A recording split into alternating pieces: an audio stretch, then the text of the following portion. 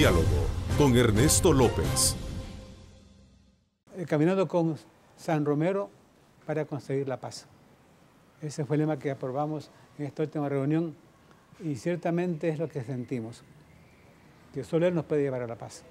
Y es una convicción cada día más fuerte. Poco a poco va entrando esa idea en el pueblo que estaba como sin esperanza. El Papa está muy claro en eso. Yo lo visité el 6 de mayo y llevaba yo una imagen de Romero, una pasta dura, una tril para que lo colocara. Él mismo lo colocó en el escritorio. Con qué ternura lo hizo. Ese fue el primer tema de conversación y hablamos del país. Y yo le conté cómo sufre la gente acá, las madres, los hijos que mueren asesinados, los jóvenes sin esperanza, el país en tinieblas, y me dice, si en algo puedo ayudar, pueden contar conmigo. Esa frase ya el país la conoce, la repito aquí en tu presencia, porque ciertamente este acontecimiento tiene esa perspectiva. Romero como camino para que logremos la paz. Creo que si entendemos esto, el país sale de esta situación tan horrible que está atravesando. La llegada del Papa Francisco obviamente representa un cambio muy importante en la conducción de la Iglesia católica universalmente hablando.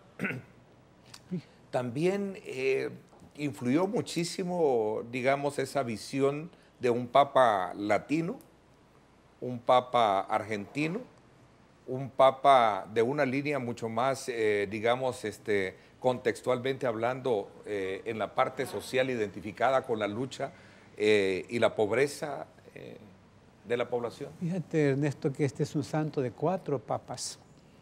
Y el Papa me habló del Benedicto, por cierto, ¿sí? En la entrevista privada. Primero el Papa Pablo VI. Lo visitó Romero en el año 74, cuando fue obispo de Santiago de María, tu tierra. Sí. Llegó antes de tomar posesión.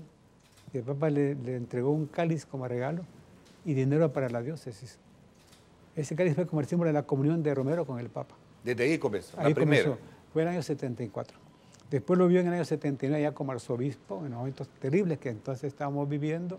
Y el Papa dijo, usted es el que manda, cuente conmigo. Es difícil su misión, pero en lo que puede ayudar, cuente conmigo. Entonces ese apoyo del Papa fue...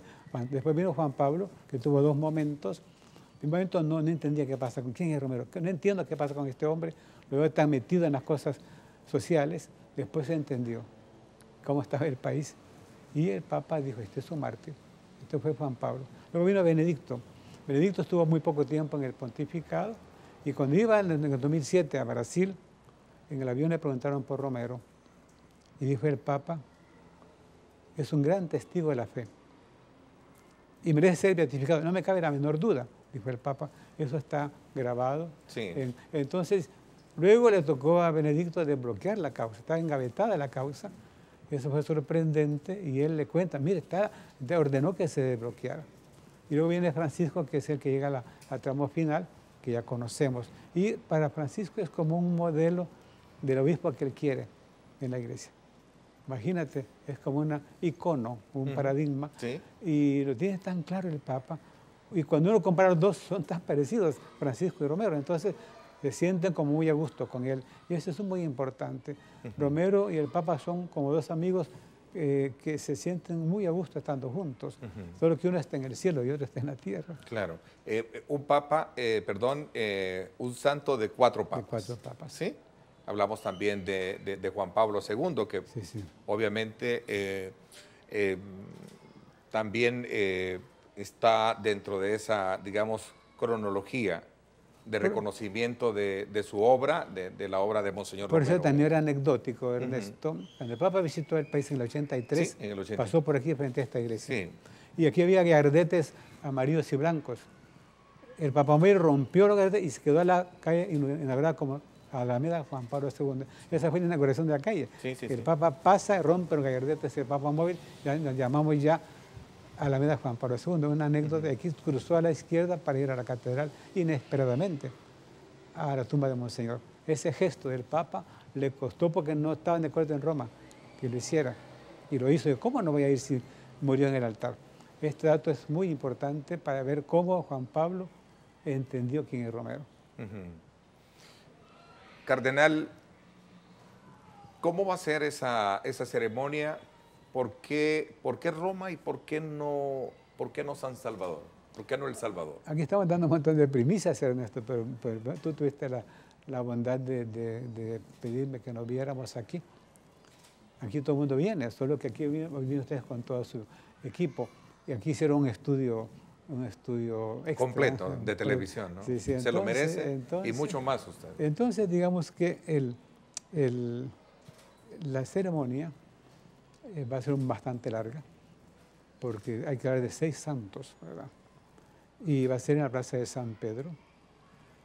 Habrá elecciones oficiales de los gobiernos que tienen que ver con los santos. Aquí llegará una delegación del país, sin duda. Estaremos todos los obispos, habrá un montón de sacerdotes, etc. Entonces, es una misa solemnísima la que vamos a tener el 14 en la Plaza de San Pedro. Y el Papa va a proclamar de nuevo a estos santos y vendrá ya lo que se lleva al altar de cada santo, una reliquia. Eso es un momento muy bonito. Por ejemplo, voy a imaginar lo siguiente, que llega la mamá del niño que nació milagrosamente, el milagro que Romero hizo, va la mamá con su niño al altar. Eso va a ser muy emocionante. Una mujer que estaba totalmente desahuciada, poder ir ahí llena de salud con su niño que nació por cesárea. Si es así, va a ser un momento muy emotivo. Claro. O sea que algo que tiene que ver con el milagro tiene que presentarse en ese momento del ofertorio. Estamos todavía viendo qué reliquia se va a llevar de Monseñor a Roma, pero ese momento va a ser realmente emocionante para todos nosotros. Y es que fíjate que Romero, el Papa lo dijo el 30 de octubre de 2015, cuando visitamos para darle gracias, fue tan calumniado, tan difamado, que el Papa se vio obligado a decir, por favor, ya es tiempo de que lo dejen tranquilo. Lo están matando 2 veces a Romero con la calumnia. ¿Se perdió, cree usted, en esa categoría mucho tiempo para estar encontrando esa definición real de que Monseñor Romero murió precisamente por la fe, más que por cualquier otra convicción de ideología y de pasión desenfrenada de la política, como muchos lo quisieron ver? Esa fue la gran pregunta del Papa Ratzinger, cuando era encargado de revisar la doctrina de Romero. Pidió todos los audios de sus homilías, son más de 100 horas de predicación. Ya tenía los textos, pidió que compararan el texto con el audio, a veces había un maquillaje en los textos. O sea, se escrutó palabra por palabra y no hallaron nada que fuera con olor marxista. Y el Papa se sorprendió, el cardenal Ratzinger, y se convenció de que era un hombre de total pureza de doctrina, solo que aplicaba a la realidad. Esa era la novedad de Romero. Él decía, la luz ilumina lo que hay, flores o estiércol. No es culpa de la luz, es culpa de la realidad. Y por eso el Papa nos planteó en el día de la beatificación que tenemos que seguir a Romero en 3 modos. Primero, conocer lo que él predicó. Segundo, imitar su ejemplo. Y tercero, invocarlo como santo. Creo que esta fórmula del Papa es muy clara y que es la que nos va a llevar a la paz. Hubo una carta de los obispos al Papa, firmada por todos, pidiéndole que aquí fuera la canonización. Pidimos que fuera aquí para que los pobres pudieran estar masivamente presentes. Pero que si no era posible, le decíamos en la carta, que él pase por aquí, en enero del próximo año, rumbo a Panamá, a la Jornada Mundial de la Juventud. Entonces, esa carta, hablamos con el Papa de esa carta, el día 6 de mayo, y él no me dijo, ese día no me dijo aquí iba a ser, me dejó en interrogación, porque era 6 de mayo y se anunció el 19 de mayo que iba a ser en Roma. Pero yo sentí que iba a ser allá. Y yo le dije, bueno, si no, usted tiene que ir al país, ahora estamos esperando a visitar la tumba de Romero. Claro. Y él me dijo, me encanta la idea. Entonces, y hay ese clima en Roma de cómo hacer para que él venga, aunque sea que haya un desvío en su ruta, ¿no? Aunque sea brevemente. Eso es clarísimo, hay un ambiente en Roma de simpatía por la idea. Por tanto, nosotros tenemos 2 opciones, o que allá canoniza o usted nos visita. Eso está ahorita como quien dice en gran expectación, pidamos a Dios para que se concrete. La visita del Papa. Acá a El Salvador, para ver la tumba de Romero. Por ahora es una esperanza nuestra, es una petición de los obispos al Santo Padre. Hay un ambiente abierto a esa idea, pero eso supone un montón de cosas, Ernesto. Quizá hablemos de eso en la siguiente segmento de la conversación, porque no es solo que véngase, no, es que eso que hay que hacer ante tanto. Hay un protocolo. Y también hay un esfuerzo de transformar un poco el país, ¿verdad? Para ponerte un ejemplo, cuando viene el Papa la primera vez, cambió todo el bulevar del Ejército, caminando con San Romero para conseguir la paz. Creo que esa frase sintetiza lo que queremos todos. Y ciertamente lo haremos en torno a Romero, si no, no logramos la paz. Y esto creo que ya se va sintiendo en el ambiente, falta crear procesos que lo conviertan en realidades, no solo en sueños y en deseos y en utopías, no, que vaya concretándose esa idea, depende de todos. Está podrido el país, porque los dirigentes máximos no están haciendo su papel, o porque están cayendo en esas tentaciones del mundo de buscar dinero, prestigio, poder, aunque el pueblo siga aplastado. Este pueblo puede ponerse de pie. Este pueblo es un pueblo admirable, por tanto necesita que los dirigentes estén a la altura. Un poco lo que yo quise decir en esa ocasión, y por supuesto mantengo esa opinión. El agua es vida. Y el Papa puso un lema, dice, defender la tierra, defender el agua es defender la vida. Y eso es tan obvio, aquí aún no se puede vivir. ¿Por qué? Por intereses económicos. Eso es increíble. Uno que viaja y tú que ves cómo están los ríos, las quebradas, la misma agua que consumimos nosotros, eso es un genocidio prácticamente. Claro. A la gente no puede beber agua limpia, pura. Entonces, por poner un ejemplo de cómo hay que cambiar de raíz ciertas actitudes y ciertas decisiones y ciertas políticas, como la política del derecho al agua. Esa ley famosa general de agua nunca avanza y de repente retrocedió. ¿Cómo es posible eso? Sin embargo, es la verdad de este momento que nos lleva a decir que es importante que los dirigentes hagan bien su papel. Precisamente eso fue lo que yo le conté al Papa, lo que antes lo mencioné en la primera parte de nuestra conversación, cómo está el país. Y él, que ama tanto a los jóvenes y a los niños, dijo, esto no puede ser. Y si yo puedo hacer algo, cuenten conmigo. Entonces, yo voy a decir, papá, entonces visítenos. Puedo decirle la próxima vez, no, necesitamos que usted esté ahí y que nos diga ahí, en el lugar, que es posible un futuro diferente. Por otra parte, ligando con el tema de la visita posible del Papa, ¿qué pasaría si se anuncia que el gobierno invita al Papa y la Iglesia también y que dice que sí, voy a pasar por ahí? Esto genera un terremoto en el país y obliga a tomar en serio un poco ciertas cosas. Es así siempre. Entonces, solo eso, Ernesto, sería un acelerador de nuestros procesos. Dios quiera que se pueda hacer. De lo contrario, habrá que hacer un proceso más lento, tratando de que esa visión vaya permeando ciertas mentalidades, ciertos espíritus, pero si el Papa viniera, sería un acelerador del proceso en sentido positivo. Y repito, lo que él piensa está muy claro y por tanto es fácil seguirlo. Y ya desde mi papel es fácil seguirlo. Y por otra parte, es verdad que no tiene acceso a él directamente. Y uno puede llevar ciertos recados o ciertas consultas muy directas. Y eso ciertamente es una gran ventaja para el país. ¿Son constantes las reuniones con el Papa y usted? Bueno, tuve suerte estos días que tuve 4 veces con él, brevemente, y la reunión de 20 minutos.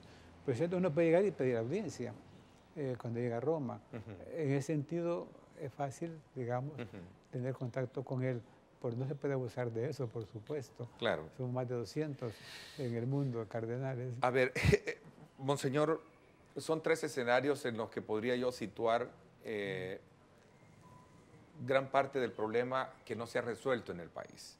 El diálogo político entre políticos para que ellos de alguna manera superen sus intereses particulares por el bien general, ¿no? Y que se pongan de acuerdo. Ese podría ser uno. Ahí está. No sé bajo qué nivel de percepción suya o estancado a medias o no existe, ¿no? Un diálogo por resolver el problema del lento crecimiento del país que genera pobreza, genera falta de oportunidades y esto nos lleva al otro escenario, que es el escenario de la violencia. donde muchos estudiosos en la materia sostienen, y no está de más pensarlo así, que gran parte del problema de la delincuencia es por la falta de oportunidades, pues por la falta de atención, es por la discriminación, es por la distancia que hay entre el que tiene y no tiene la oportunidad de desarrollarse. En el tema de la inseguridad, ¿visualiza usted algo en particular que pueda darle otro giro a la violencia? ¿Un diálogo con estos sectores vulnerables, delictivos, estos sectores de jóvenes metidos en grupos de mara? Comencemos por el final. Hay un proyecto de ley que tenga vetado, es la rehabilitación de los pandilleros. Y reinserción, ¿verdad? Sí, sí. Hay varios textos, nos dieron uno en el Consejo de Seguridad, no se ha discutido. Entonces, si yo soy pandillero y no encuentro un espacio para poderme rehabilitar, pues sigo pandillero. El arzobispo hizo un análisis la vez pasada muy lúcido. Dijo, hay 3 problemas. Primero es en la familia. Uno es la pobreza. Otro es la migración forzada. Y otro es la violencia en la familia y fuera de la familia. Si no tocamos ese núcleo de la familia, que es como la pecera, no salimos. Y aquí viene todo el trabajo preventivo, que es muy barato y muy eficaz. La represión ya mostró que no funciona. La prevención sí funciona y es muy barata. Entonces, esta política llevada a fondo daría grandes resultados en poco tiempo. Sin embargo, el acelerador está medio metido, no está a fondo. ¿Por qué? Entonces, si ahí viene el papel ya de los que somos ciudadanos comunes, nuestro papel como ciudadanos aquí es importantísimo para que vayamos cambiando el agua a los peces. Y eso es la forma en la que la Iglesia está planteando, cambiar el agua a los peces, esa forma de la familia, que ahí haya diálogo, haya alegría, haya paz, haya serenidad, hay oportunidades. Eso cambia el país. Sin embargo, las políticas para la familia son muy débiles. Aquí apoyamos a muchas familias y notamos que con un poquito de ayuda salen. Pero, ¿por qué no es una política pública fundamental? Es curioso, ¿no? Pero es la realidad. Un pueblo que camina en esa línea es invencible, Ernesto. Y por eso queremos que en agosto la gente vea cómo camina el pueblo buscando la paz, pero siendo actora, no espectadora. Creo que esta parábola que se va a ver en agosto es una esperanza de lo que el país puede ser. La Iglesia, con esta, digamos, ya designación para Monseñor Romero como un santo, pues prácticamente está haciendo justicia con él, ¿no? La verdad libera, la verdad da paz. Yo no olvido una escena de una señora campesina cuando estábamos discutiendo el tema en el arzobispado, y se levantó y dijo, me mataron a mis 2 hijos, eran inocentes. Yo iba a perdonar a los asesinos porque quisiera saber quiénes son, para decirles que los perdono. Esa frase de la anciana fue toda una sabiduría encapsulada para mí, y es lo que queremos. Queremos perdonar como iglesia, entonces queremos que la verdad se conozca para poder decir, borremos esto ya, adelante. Y eso es cosa sencilla. Sin embargo, es una deuda todavía pendiente. ¿Podría la canonización de Monseñor Romero presionar a las autoridades en el país, a la justicia en el país, para poder de alguna manera clarificar de una vez por todas este caso? Porque son muchas las versiones que se conocen, pero no hay todavía un proceso, digamos, expedito en esa materia. Nunca hemos hablado con el gobierno a nivel formal de este tema, así de forma profunda.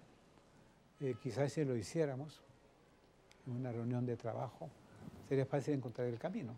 Porque realmente no hay un clima de venganza ni de revancha, simplemente de verdad y justicia para llegar al perdón. Es ofrecer el perdón para recibir la paz. Entonces, en ese esquema, pero no había hasta hoy ninguna sesión formal para tratar de ver cómo se hace. Yo pienso que sería importante, antes del 14, dar un paso simbólico en esta línea. Es muy fácil montar un escenario para poder hablar de esto. Repito, no hay ningún afán de revancha ni de venganza, simplemente el mundo necesita la verdad, el país también, y la iglesia también, pero para que todos caminemos hacia adelante. Ciertamente la gente clama sobre todo la paz social, también clama una vida digna, también clama por empleo. Creo que está muy claro lo que la gente pide, pues lo primero es la paz. Y repito, la paz es trabajo de todos, no solo los gobernantes. Y aquí es donde tenemos que aprender a caminar con Romero para conseguir la paz, con ese lema que hemos aprobado a su hijo para la próxima caminata hacia Ciudad Barrios. Hagamos nuestra parte, transformemos nosotros nuestra conciencia, convirtámonos, si no el país seguirá pues contando muertos. Podemos salir adelante con Romero para conseguir la paz. Pero mi mamá me contaba primero algo que hoy grande he meditado, algo profético, porque él me dice mi mamá, el que haya nacido el 15 de agosto, Día de la Virgen, presagia algo. Este va a llegar a ser un gran hombre. Siempre me acuerdo de eso, por hasta dónde ha llegado aquel hombre que era humilde, de una cuna pobre, de un pueblo que no se conocía en aquel tiempo como se conoce ahora. Ciudad Barrio, ¿no? Ciudad Barrio. Ciudad Barrio, sí. Y ahora se conoce por dos cosas importantes. Primero, por la figura de él, que al llegar a donde está, toda la gente quiere conocer la cuna de él. Y eso, en la parte material, viene que llega mucha gente de todas partes. Llegan primero por ver dónde vivía, qué hacía y dónde jugaba, etcétera. Y esa gente que llega a quedarse, a hospedarse, y allí tienen restaurantes y eso genera cierto comercio. O sea, es una figura grande. La Fundación Romero, ¿qué papel ha venido jugando en la construcción de esta imagen del que el próximo 14 de octubre se convierte en santo? Santo de la Iglesia, santo del país y santo del mundo, como decía anteriormente el cardenal Gregorio Rosa Chávez. Marisa. Sí, San Óscar Romero. En 1999 surge la idea en la mente de un queridísimo amigo, un gran hombre que tuvo El Salvador, Monseñor Ricardo Urioste. Urioste, sí, lo conocí. Muy inquieto porque hacía ya para el 99 19 años, ¿no?, del martirio de Monseñor Romero, y poco se hablaba de él en el país. Poco se conocía de él. Había como silencio respecto a la figura de Monseñor. Se sabía que sí fue el arzobispo, que lo mataron, que los 24 de marzo hay una misa en la catedral, pero había la necesidad de conocer más. Tenemos los discos también con sus homilías, que eso yo comentaba hace poco, que ningún santo tiene eso. Oír su voz, su voz, sí. Verle en videos, ¿verdad? Escucharlo, porque como todos sabemos, Monseñor en las noches grababa su día a día, su diario, ¿verdad? No lo escribía, lo grababa. Eso fue después que lo hemos transcrito. Sí, se ha hecho justicia a Monseñor en la iglesia, reconociéndole, pero no ha habido justicia, no sé. Mire, si a Monseñor cuando lo matan ni siquiera llegaron a acordonar el lugar para recoger alguna huella, lo que hace la policía normalmente, ¿verdad? Ni siquiera eso hicieron. No hubo ningún intento de investigación y se ha estado evadiendo el tema. Y el pueblo se mostró como que fuera una fiesta nacional, porque nadie fue a trabajar, todos se fueron a la entrada del pueblo y era una feria del pueblo con cohetes. Y me acuerdo bien que le dijeron que ya lo llevaban para la casa porque venía muy cansado. No, yo voy a ir a la iglesia, y allí fueron a la iglesia. Después estuvo allí casi como 3 días, que la gente no... ¿Él era mayor que usted cuántos años? Claro. Sí, él era, que le diga, él tenía 13 cuando yo nací. 13, sí. 13 años, era mayor. Y regresa él de 20, ¿cuánto me decía doña Marisa? 27 años, ya ordenado sacerdote. 27, o sea que usted andaba ya por los, ¿qué? Por los 10 años, 13 años, ¿no? Por los 13, 14. 13 por ahí. años, ¿no? Yo, un hombre enamorado de Dios y de una gran fidelidad al Evangelio. Si vamos a definir la imagen de Monseñor Romero en 3 palabras, ¿cómo la definiría usted? Yo, un hombre enamorado de Dios y de una gran fidelidad al Evangelio.